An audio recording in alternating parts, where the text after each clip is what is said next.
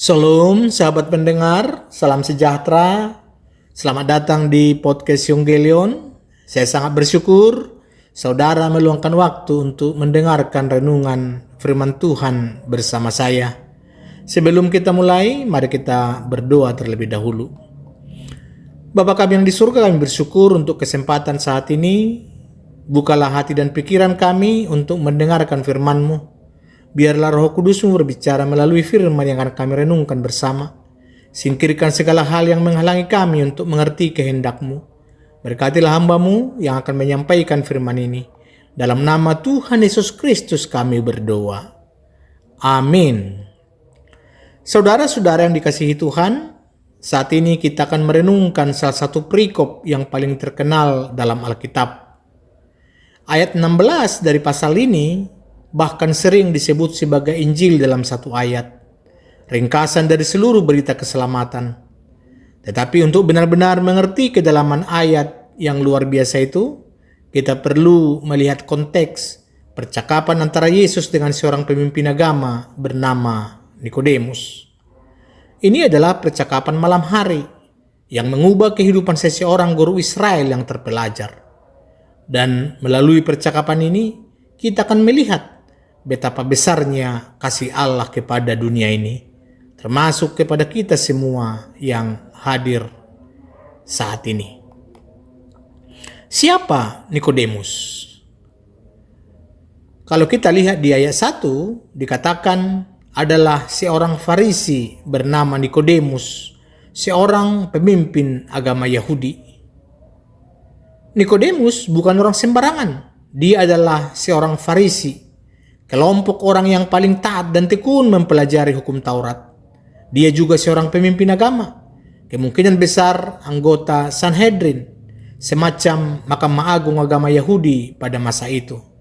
Jadi bayangkan seorang yang setingkat dengan Eporus atau pemimpin sinode kita. Orang seperti itu sudah hafal Taurat, sudah puluhan tahun mengajar agama, sudah dihormati banyak orang. Tetapi ada sesuatu yang mengganggu hatinya. Dia melihat ada sesuatu yang berbeda pada Yesus. Di ayat 2 dikatakan, ia datang kepada Yesus malam-malam. Mengapa malam-malam? Ada beberapa kemungkinan. Yang pertama, mungkin dia takut dilihat orang lain. Sebagai pemimpin agama, bagaimana mungkin dia datang kepada Yesus yang dianggap meresahkan oleh para pemimpin agama lainnya? Reputasinya bisa hancur. Yang kedua, mungkin dia ingin berbicara empat mata, tanpa gangguan orang banyak.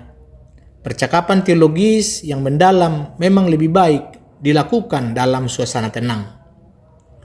Yang ketiga, dan ini menarik, di dalam budaya Yahudi, malam adalah waktu untuk belajar Taurat yang paling mendalam. Mungkin Nikodemus tahu bahwa ini akan menjadi pelajaran terpenting di dalam hidupnya. Mari kita lihat bagaimana dia berkata-kata. Demikian, Rabi, kami tahu bahwa engkau datang sebagai guru yang diutus Allah. Sebab tidak ada seorang pun yang dapat mengadakan tanda-tanda yang engkau adakan itu, jika Allah tidak menyertai dia. Di sini Nikodemus mengakui Yesus sebagai guru yang diutus Allah. Ini sudah langkah yang berani. Tetapi Yesus tahu pengakuan ini belum cukup. Nikodemus masih melihat Yesus hanya sebagai guru yang hebat, bukan sebagai juru selamat yang dia butuhkan. Sekarang kita lihat bagian yang pertama, yaitu kelahiran baru. Ini menjadi syarat mutlak kerajaan Allah. Itu di ayat 3 sampai 8. Jadi tanpa basa-basi, Yesus langsung ke inti persoalan. Kalau kita lihat di ayat 3 dikatakan, aku berkata kepadamu, sesungguhnya jika seorang tidak dilahirkan kembali, ia tidak dapat melihat kerajaan Allah. Bayangkan kejutannya Nikodemus. Dia bukan datang untuk mendengar bahwa semua yang sudah dia lakukan selama ini belum cukup. Dia sudah Farisi sejak muda, sudah berkorban banyak untuk agama, sudah menjalankan ratusan aturan dengan ketat. Dan sekarang Yesus berkata dia harus dilahirkan kembali. Ini saudara-saudari, ini seperti seorang profesor yang sudah mengajar 30 tahun. Tiba-tiba diberitahu bahwa ijazahnya tidak diakui dan dia harus mulai dari kelas 1 SD lagi. Bagaimana perasaannya? Tentu hancur. Tetapi inilah yang Yesus katakan kepada Nikodemus. Di ayat 4, kata Nikodemus kepadanya, bagaimanakah mungkin seorang dilahirkan kalau ia sudah tua? Dapatkah ia masuk kembali ke dalam rahmi ibunya dan dilahirkan lagi? Nikodemus bingung total. Dia berpikir secara literal, secara fisik. Apakah saya harus masuk ke dalam perut ibu saya lagi? Bayangkan saudara-saudari, kalau kita yang sudah dewasa ini harus masuk lagi ke perut ibu kita. Tentu ibu kita pasti berteriak, tidak mau. Waktu kamu lahir dulu saja sudah sakit minta ampun. Masa sekarang mau masuk lagi? Tetapi tentu saja Yesus tidak sedang berbicara tentang kelahiran fisik. Yesus menjelaskan lebih lanjut di ayat 5 sampai 6. Dikatakan demikian, Aku berkata kepadamu, sesungguhnya jika seorang tidak dilahirkan dari air dan roh, ia tidak dapat masuk ke dalam kerajaan Allah. Apa yang dilahirkan dari daging adalah daging, dan apa yang dilahirkan dari roh adalah roh. Jadi berdasarkan ayat di atas, ada dua kelahiran. Yang pertama, kelahiran dari daging, kelahiran fisik, yang kita semua itu alami. Yang kedua, kelahiran dari roh, kelahiran rohani yang kita butuhkan. Jadi saudara, bahwa kelahiran fisik membuat kita menjadi manusia, tetapi kelahiran rohani membuat kita menjadi anak-anak Allah. Dikatakan dilahirkan dari air dan roh. Kemungkinan besar ini merujuk pada pembersihan dan pembaruan oleh Roh Kudus. Air melambangkan pembersihan dan pertobatan, sedangkan roh adalah Roh Kudus yang mengubahkan hidup kita. Pertanyaannya, mengapa harus dilahirkan baru? Mengapa Yesus menekankan hal ini kepada Nikodemus? Karena Nikodemus percaya bahwa karena dia orang Yahudi, keturunan Abraham dan taat pada hukum Taurat, maka dia otomatis masuk kerajaan Allah. Tetapi Yesus berkata, tidak. Keturunan tidak menyelamatkan, tradisi tidak menyelamatkan, pengetahuan agama tidak menyelamatkan, bahkan perbuatan baik tidak menyelamatkan. Yang menyelamatkan adalah kelahiran baru, transformasi total oleh Roh Kudus. Ini Yesus memberikan ilustrasi tentang angin, itu di ayat 8, dikatakan demikian. Angin bertiup kemana ia mau, dan engkau mendengar bunyinya, tetapi engkau tidak tahu dari mana ia datang atau kemana ia pergi. Demikianlah halnya dengan tiap-tiap orang yang dilahirkan dari roh. Kita tidak bisa mengontrol angin, kita tidak bisa melihat angin, tetapi kita bisa merasakan dampaknya. Begitu juga dengan pekerjaan Roh Kudus. Kita mungkin tidak mengerti bagaimana prosesnya, tetapi kita pasti merasakan hasilnya. Saudara-saudari, mungkin ada di antara kita yang seperti Nikodemus. Sudah lama beragama, sudah rajin ke gereja, sudah hafal banyak ayat Alkitab, sudah melayani di berbagai bidang, tetapi belum pernah mengalami kelahiran baru. Saudara, kelahiran baru bukan sekedar ikut liturgi, bukan sekedar dibaptis waktu kecil, bukan sekedar nama kita tercatat sebagai anggota jemaat. Kelahiran baru adalah transformasi hati yang radikal oleh Roh Kudus, di mana kita mati bagi dosa dan hidup bagi Kristus. Menjadi pertanyaan refleksi, apakah kita sudah mengalami kelahiran baru? Apakah ada perubahan nyata dalam hidup kita sejak kita mengenal Kristus? Sekarang masuk kita bagian yang kedua. Kesaksian Yesus yang ditolak itu ayat 9 sampai 13. Jadi ini ketidakpercayaan Nikodemus. Kalau kita baca di ayat 9 sampai 10 demikian dikatakan. Kata Nikodemus kepadanya, "Bagaimana mungkin hal itu terjadi?" Kata Yesus kepadanya, "Engkau adalah guru Israel, namun engkau tidak mengerti hal ini?" Ada nada kekecewaan dalam kata-kata Yesus. Nikodemus adalah guru Israel. Seharusnya dia paham tentang pembaharuan rohani yang dinubuatkan para nabi. Misalnya di Yehezkiel 36, 25-27 itu sudah berbicara tentang Allah yang akan memercikkan air bersih, memberikan hati yang baru, dan menaruh rohnya dalam diri umatnya. Jadi ini kesaksian dari pengalaman. Di ayat 11 dikatakan, "Aku berkata kepadamu, sesungguhnya kami berkata-kata tentang apa yang kami ketahui, dan kami bersaksi tentang apa yang kami lihat, tetapi kamu tidak mau menerima kesaksian kami." Di sini Yesus berbicara dari pengalaman langsung. Dia tahu tentang kerajaan Allah karena dia datang dari sana. Tetapi orang-orang, termasuk para pemimpin agama, menolak kesaksiannya. Jadi itu sama seperti bayangkan ada seseorang yang sudah pernah ke Amerika dan menceritakan pengalamannya. Tetapi orang-orang yang belum pernah ke sana malah membantah. Tidak mungkin, itu tidak sesuai dengan bayangan saya tentang Amerika. Begitu juga dengan Nikodemus dan para pemimpin agama lainnya. Mereka sudah punya konsep sendiri tentang kerajaan Allah. Dan ketika Yesus yang datang langsung dari surga menjelaskan yang sebenarnya, mereka tidak mau menerima. Jadi di ayat 12 dan 13 dikatakan, "Jika aku berkata kepadamu tentang hal-hal yang di dunia dan kamu tidak percaya, bagaimanakah kamu akan percaya kalau aku berkata kepadamu tentang hal-hal yang di sorga? Tidak ada seorang pun yang telah naik ke sorga selain daripada Dia yang telah turun dari sorga, yaitu Anak Manusia." Yesus di sini jelas menegaskan otoritasnya. Hanya Yesus yang memiliki pengetahuan langsung tentang hal-hal surgawi karena Dia turun dari surga. Dia bukan hanya guru biasa, Dia adalah anak Allah yang berinkarnasi. Saudara, banyak orang hari ini ingin mencari kebenaran tentang Allah, tentang keselamatan, tentang kehidupan kekal dengan cara mereka sendiri. Ada yang melalui meditasi, ada yang melalui filsafat, ada yang melalui pengalaman mistik.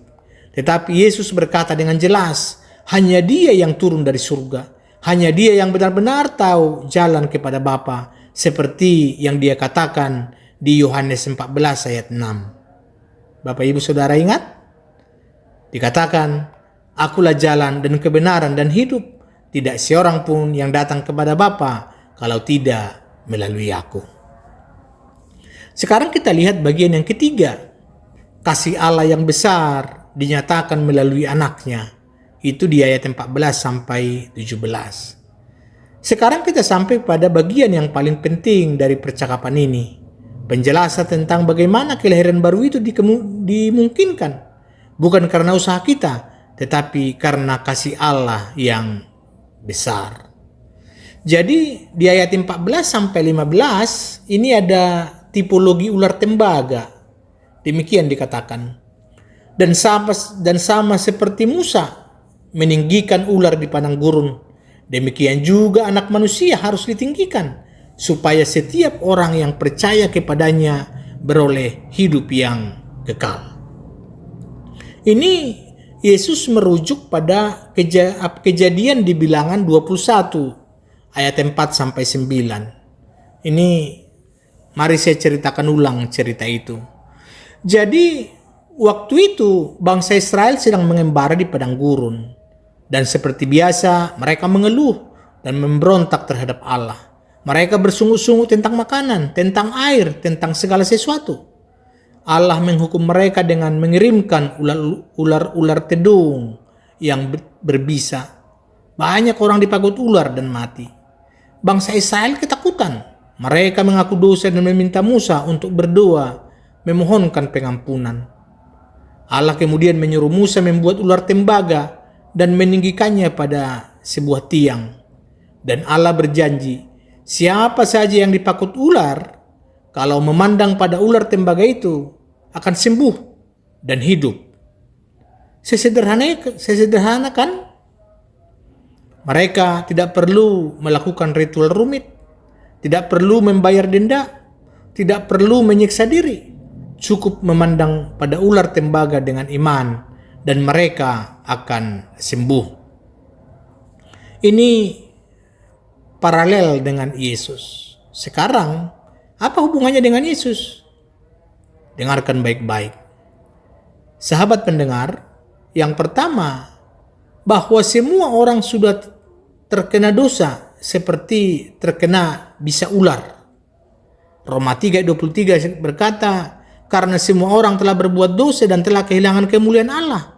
Tidak ada yang terkecuali, baik Farisi seperti Nikodemus maupun orang biasa seperti kita.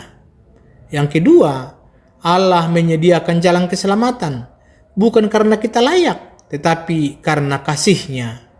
Yang ketiga, bahwa jalan keselamatan itu adalah melalui ditinggikannya anak manusia. Ini merujuk pada penyaliban Yesus.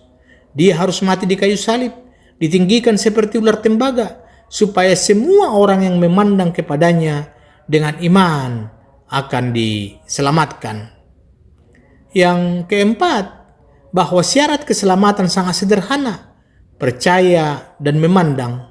Orang Israel tidak perlu melakukan ritual rumit, tidak perlu membayar denda, tidak perlu menyiksa diri.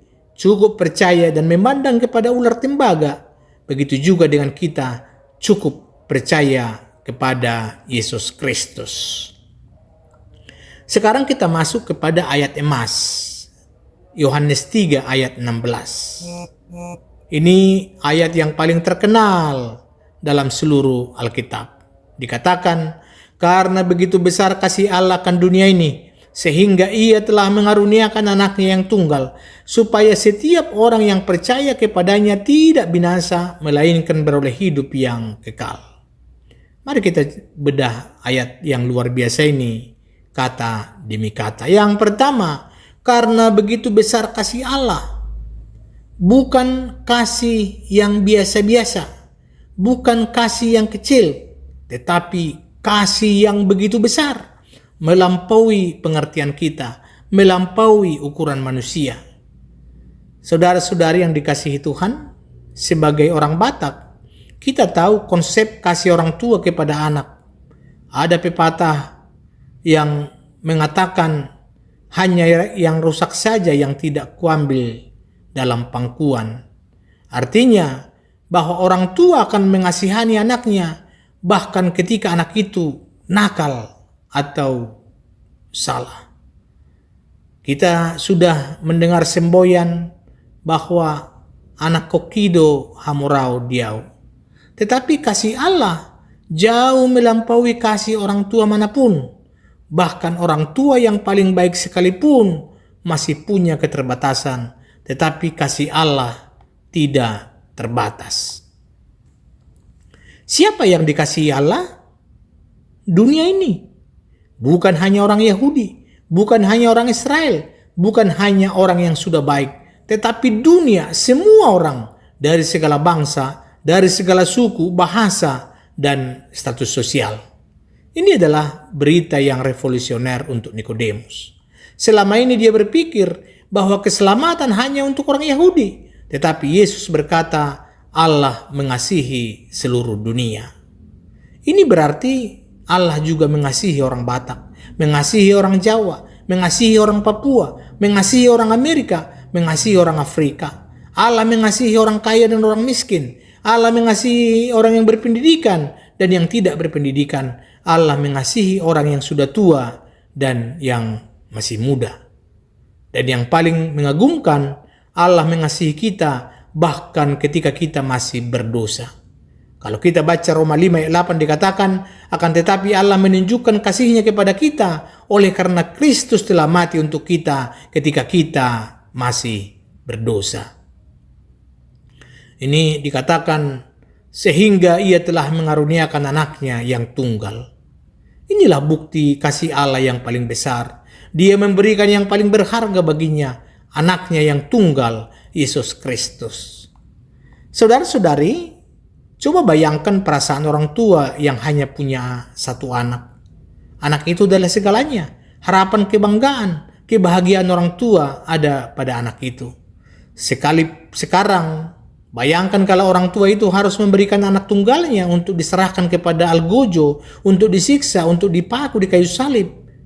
Dan itu semua untuk menyelamatkan orang-orang yang bahkan membenci dan mengejek dia. Sanggupkah kita melakukan itu? Tetapi itulah yang Allah lakukan. Dia menyerahkan anaknya yang tunggal, yang dia kasihi, untuk mati menggantikan kita yang berdosa. Dikatakan, supaya setiap orang yang percaya kepadanya. Perhatikan kata setiap orang. Bukankah hanya beberapa orang pilihan? Bukan hanya orang yang sempurna? Tetapi dikatakan setiap orang yang percaya. Syaratnya hanya satu, percaya. Bukan percaya plus berbuat baik. Bukan percaya plus membayar dosa. Bukan percaya plus ritual tertentu, tetapi cukup percaya dengan sepenuh hati bahwa Yesus Kristus adalah Tuhan dan Juru Selamat. Kalau istilah percaya di sini bukan sekedar setuju dengan informasi. Iblis juga tahu bahwa Yesus adalah anak Allah. Itu di Yakobus 2 ya 19. Percaya yang dimaksud di sini adalah percaya dengan pikiran, menerima kebenaran tentang Yesus. Percaya dengan hati, menyerahkan diri kepadanya. Percaya dengan perbuatan, hidup sesuai dengan iman kita. Ini adalah iman yang menyelamatkan. Iman yang mengubahkan hidup. Tidak binasa, melainkan beroleh hidup yang kekal. Di sini ada dua pilihan bagi setiap manusia. Yang pertama, binasa. Binasa artinya keterpisahan kekal dari Allah, yaitu neraka. Dan yang kedua adalah hidup yang kekal, persekutuan kekal dengan Allah, yaitu surga. Tidak ada jalan tengah, tidak ada pilihan ketiga. Hidup yang kekal bukan hanya tentang panjangnya hidup, tetapi tentang kualitas hidup, hidup yang dipenuhi dengan kehadiran Allah, damai sejahtera, sukacita, dan kasih yang sempurna. Dan hidup yang kekal ini dimulai sekarang, bukan hanya setelah kita mati. Ketika kita percaya kepada Yesus, kita sudah masuk dalam hidup kekal, walaupun kita masih hidup di dunia ini. Di sini, Yesus menutup penjelasannya dengan pernyataan yang indah. Dikatakan di ayat 17, sebab Allah mengutus anaknya ke dalam dunia, bukan untuk menghakimi dunia, melainkan untuk menyelamatkannya oleh Dia. Inilah tujuan kedatangan Kristus. Yesus datang bukan sebagai hakim yang siap menghukum. Dia datang sebagai juru selamat yang siap menyelamatkan. Bapak Ibu saudara-saudari, bayangkan ada seorang dokter yang datang ke desa yang sedang dilanda wabah penyakit. Apakah dokter itu datang untuk memarahi orang-orang yang sakit? Tidak. Dia datang untuk mengobati mereka. Begitu juga Yesus. Dia datang ke dunia yang sakit karena dosa, bukan untuk memarahi atau menghukum, tetapi untuk menyembuhkan dan menyelamatkan. Memang pada akhirnya akan ada penghakiman, tetapi pada kedatangannya yang pertama, tujuannya adalah keselamatan. Dia datang untuk mencari dan menyelamatkan yang hilang. Itu di Lukas 19 ayat 10. Saudara-saudari yang dikasihi Tuhan, setelah kita merenungkan perikop yang luar biasa ini, ada beberapa aplikasi praktis untuk hidup kita. Yang pertama, mari periksa pondasi iman kita. Itu sama seperti Nikodemus. Mungkin kita sudah lama beragama tetapi belum benar-benar mengalami kelahiran baru. Pertanyaannya adalah, apakah iman kita hanya warisan orang tua atau pilihan pribadi? Apakah kita mengandalkan perbuatan baik kita atau pengorbanan Kristus? Apakah ada perubahan nyata dalam hidup kita sejak kita percaya kepada Kristus? Jangan puas dengan agama yang hanya di luar. Allah menginginkan transformasi dari dalam. Yang kedua, terimalah kasih Allah dengan iman yang sederhana. Keselamatan bukan didapat dengan usaha yang rumit, tetapi dengan iman yang sederhana. Sama seperti orang Israel, cukup memandang ular tembaga untuk sembuh. Kita cukup memandang Yesus dengan iman untuk diselamatkan. Jika ada di antara saudara-saudari yang belum pernah dengar sungguh-sungguh menerima Yesus sebagai Tuhan dan Juru Selamat pribadi, hari ini adalah kesempatan emas. Allah sedang memanggil saudara. Ini mungkin doa sederhana untuk keselamatan kita.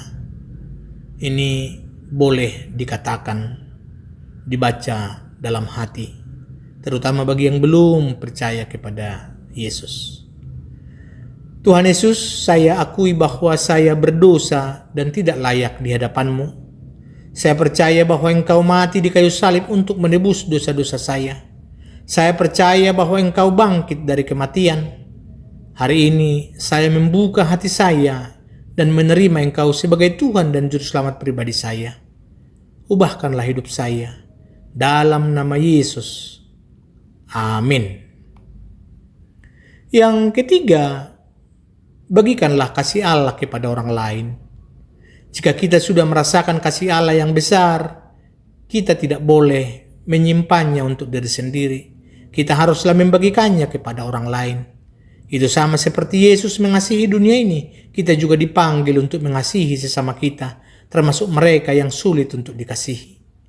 Karena itu tantangan untuk kita, untuk minggu ini, bagikanlah Injil kepada minimal satu orang.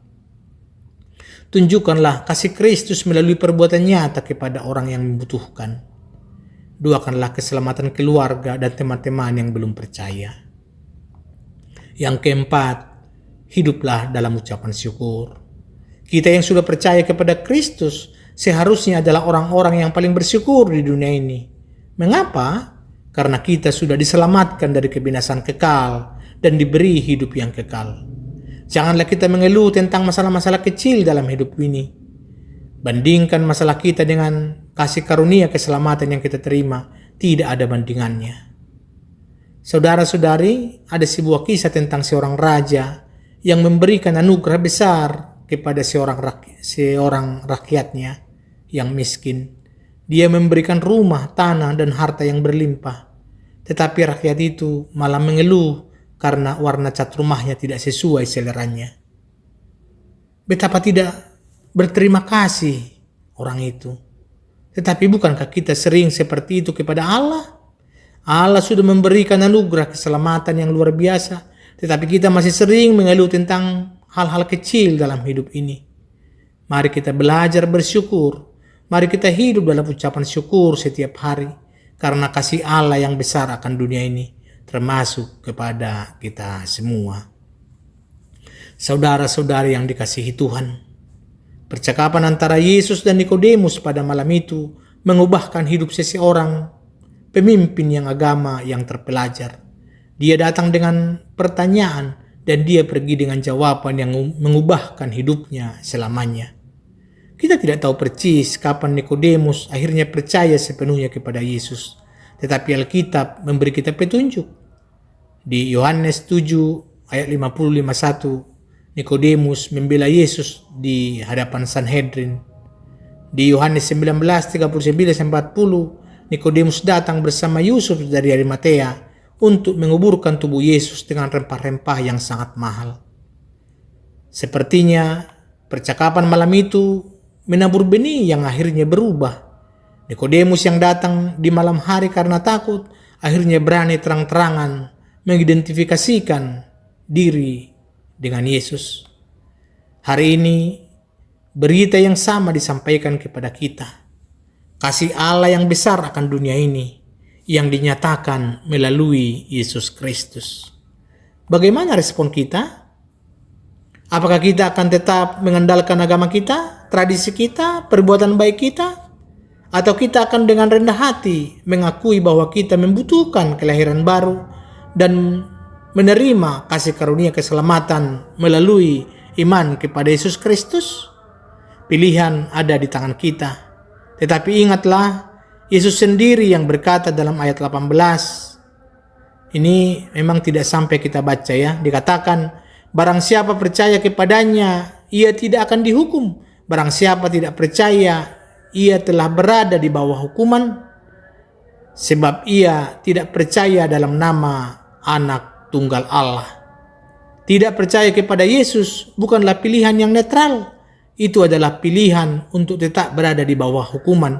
Tetapi bagi kita yang percaya, ada kepastian yang indah. Kita tidak binasa, tetapi beroleh hidup yang kekal. Amin.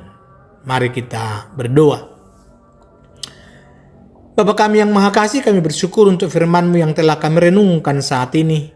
Terima kasih untuk kasih-Mu yang begitu besar akan dunia ini, sehingga Engkau telah memberikan anak-Mu yang tunggal untuk kami.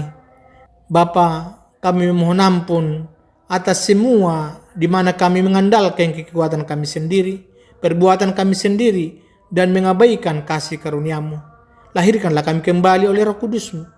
Bagi mereka yang hari ini untuk pertama kalinya membuka hati untuk menerima Yesus, kuatkanlah iman mereka, tuntunlah mereka untuk terus bertumbuh dan pengenalan akan Engkau. Bagi kami yang sudah lama percaya, ubahlah hati kami untuk semakin penuh dengan ucapan syukur dan kasih kepada sesama. Tolonglah kami untuk hidup bukan lagi untuk diri kami sendiri, tetapi untuk Kristus yang telah mati dan bangkit untuk kami. Semua ini kami doakan dalam nama Tuhan Yesus Kristus, Juru Selamat kami dan Tuhan kami. Amin. Sahabat pendengar yang terkasih, terima kasih untuk sudah mendengarkan podcast ini sampai selesai. Saya berdoa agar firman Tuhan yang kita renungkan hari ini sungguh-sungguh bekerja dalam hati saudara. Jika podcast ini memberkati saudara, tolong bagikan kepada orang-orang yang Anda kasihi. Mungkin ada keluarga, teman, atau kenalan saudara yang perlu mendengar tentang kasih Allah yang besar ini. Dan jika saudara punya pertanyaan atau testimoni setelah mendengarkan podcast ini, saya akan sangat senang mendengarnya. Ingatlah, Allah mengasihi saudara. Yesus mati untuk saudara, dan saudara bisa memiliki kehidupan kekal hari ini juga melalui iman kepadanya. Sampai jumpa di podcast berikutnya. Tuhan Yesus memberkati. Salam.